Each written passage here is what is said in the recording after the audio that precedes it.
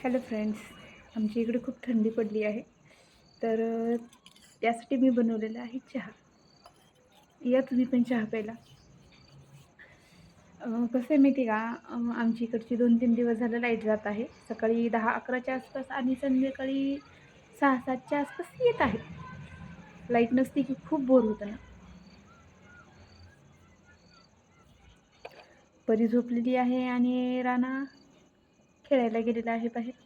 म्हटलं तोपर्यंत चहा तरी प्यावा आपण. थंडी खूप वाजते आहे ना.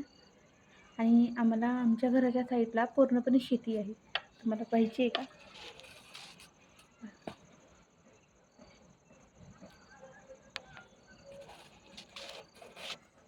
ज्वारीची शेती आहे.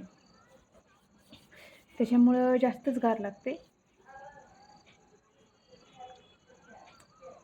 तर चला चहा पिऊयात आपण.